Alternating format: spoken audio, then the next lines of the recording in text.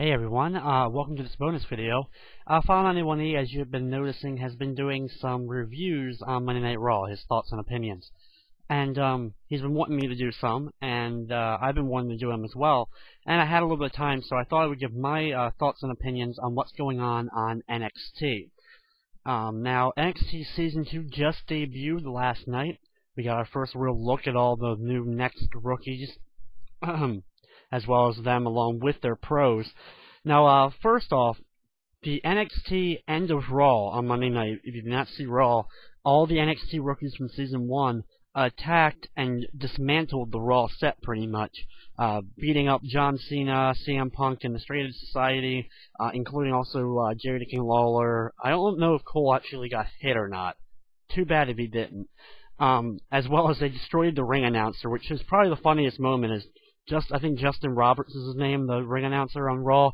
Him getting choked out is probably one of the funniest faces you'll see in a while. But anyway, the segment came off extremely well, I think, overall on TV on Monday, and it's really going to give a chance to see what they're going to do with this. Are they going to be this new stable together in unity, and a good way for all of them to still be able to be on TV? While I don't know how long it'll last, and I don't see all the wrestlers of that group maintaining a roster spot for more than, let's say, 6 to 12 months, it's still very good for them. Enjoy their time on television, and it makes for some interesting TV, that's for sure. Now, NXT Season 2. The first show was overall kind of just the introduction thing, and they ended up spending the last 15 minutes or so of the program recapping the Monday Night Raw situation. So we only got 2 matches involving the rookies. It was 2 tag team matches that involved. The first one was the first one was John Morrison and his rookie Eli Cottonwood teaming up against Zack Ryder and his rookie Titus O'Neil. Is it just me, or does it feel like Titus O'Neil is already going to be like the odd man out here, considering like he's teamed up with Zack Ryder, and not exactly the best of the pros you could be teamed up with. And I don't know, it felt the same way with I can't remember the guy, which one it was, but the guy teamed up with Carlito. You just knew it was like, really? I don't see how this guy can possibly really go anywhere. I'll get to my exact opinions on each rookie. That's how I'm going to end this little bonus thing. I'll go down the list and give thoughts and opinions on what I do like, what I don't like about them, and we'll see where I think they may end up, either through next or even after next. But the matchup was okay. It was, very, very short. They kept the match short, of course, and we didn't get to see a whole lot of the rookies. But I gotta say that I'm surprised someone like Eli Cottonwood is even in this whole thing. He seems like a guy WWE would be bringing in on his own in some kind of other capacity, especially with his size. That just seemed like another area to bring him in, not through the NXT program. But overall, okay. Eli Cottonwood and John Morrison ended up picking up the win because Morrison ended up hitting Starship Pain on O'Neil. The other matchup was Cody Rhodes and his rookie, Husky Harris, against MVP and his rookie, Percy Watson.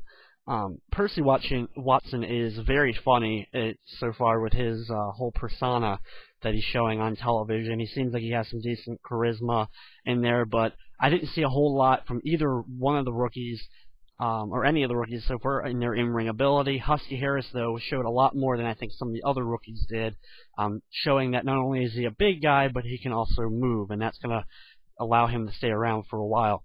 The match, just like the first one, was short, but this one was more, there was more to it than the first tag team match that we got to see with the pros and rookies. Overall, the show, that was the only 2 matches on the show. Other than that, they had kind of a initiation thing going on, where at the end of the thing, to prove that the pros are in control after what happened with the NXT rookies from Season 1 the night before, they did an initiation thing where they beat up all the current NXT Season 2 guys, which I thought was extremely stupid to really do. I can understand if they were going to kind of make a point to them, Maybe you could have had some of the more heel, some of the heel pros even cut a promo on the whole thing that basically you try any of that crap, we're going to kick you off the show, or we're going to kick you out of the company. You're not going to be staying around, with stuff like that. We ain't going to put up with it. But the flat out just beat them up in kind of this initiation thing, I think just fell flat on the show, and I don't think it ends up helping anyone. You made all of them look weak in the end. So that was very not thought out very well at all. No way would I have done that with the TV time. But that's what they chose to do. And then, like I said, the end of the entire program was spent with the whole recapping Raw. Okay, now let me look down the NXT rookies, who they're, and I'm just going to give my thoughts and opinions and so far what I think and everything about it. First off is Alex Riley teaming up with The Miz. I'm using WWE as a list here, so I'm going to go in that order. Alex Riley is a fantastic talent. He has the mic skills, he has the charisma, and I've seen his in-ring ability. He has some decent in-ring ability. He's going to have a long way to go for his in-ring before he's up to par with some of the other talent that, currently in WWE. Not that they're saying there's that much. But he has a while to still grow in ring. I think he still needs to learn a lot. But of all the rookies, this is the one I think WWE has to put the money on right now. Because this guy is, of all of them, he's not one of these second-generation, third-generation wrestlers, and he's not already an established talent as far as worldwide recognition or independent recognition like Bryan Danielson was on NXT Season 1. This guy is coming in the WWE, don't really know him ahead of time at all. I've only seen him wrestle through FCW, the WWE's developmental territory, and this guy seems like the total package for me. This is the guy who I see winning it, flat out. I don't know of anyone else who has the possibility of beating him in order to take the NXT crown. Second up is Husky Harris with Cody Rhodes. Now, Husky Harris is the son of IRS and the grandson of Blackjack Mulligan. Now, this guy not only has the size, but he also has very good in-ring skill already. I'm a big fan of Mike Rotundo. I've always been a fan of IRS, and I've enjoyed a lot of what I saw of the Blackjacks. Unfortunately, I'm not as familiar with a lot of the matches of the Blackjacks as I am with Rotundo, because he was more my generation than Mulligan was, but he comes from a fantastic wrestling family, and he can move for as big as he is. Do I think he should probably lose some of the weight? I do. I think he should drop down some so it won't become an issue later on.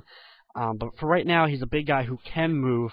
He just needs to also know just because you can move doesn't mean you have to all the time. Showing off your speed and your movement as a big guy not necessarily is always going to pay off in your favor. You want to try to slow things down for your size, and you also want to make sure that you are able to dominate in that area, and that when you slow things down, the fans aren't going to get bored on you. That's the only things I'm worried about him. In a lot of ways, his in-ring ability reminds me of Roadkill from ECW, who I was always upset that he actually was signed to OVW, but never made it to the WWE roster. I wish he had gotten that chance, even when he was doing this whole, big Polish gimmick that he was doing for his final time. I can't remember what they called him in OVW, but he was a huge guy who I'm surprised that he didn't at least take a chance and put him on TV. But this guy, Husky Harris, good chance of going far in the competition, and since he's third-generation superstar, I see him staying along and sticking around after the competition's over. Next up is Koval, a.k.a. Loki, who I am a huge, huge fan of. I even have a Loki shirt. It's actually dirty sitting behind me. But anyway, huge, huge Loki fan from all his stuff from ROH and all the indies, Japan, even when he was in TNA as Loki and then became Senshi. Huge, huge fan of his. I'm shocked. I'll be shocked at how much success he ends up having in WWE because of his height. Because of his height, but maybe he can have a long-term spot being in that mid-card level like a Tajiri was. Very similar styles because it's going to be this more hard-hitting. He's going to be doing lots of martial arts style kicks and such, you see. So that's where I can see him placing. I don't see him winning this competition. I'm surprised Michael Cole isn't going to already crap all over him like he did with the Bryan Danielson angle. I guess he's not going to do that since they're doing that storyline. But I have to say, though, him being teamed up with Lay Cool is fantastic. It makes for a lot of comedic stuff. The way they even introduced him and everything.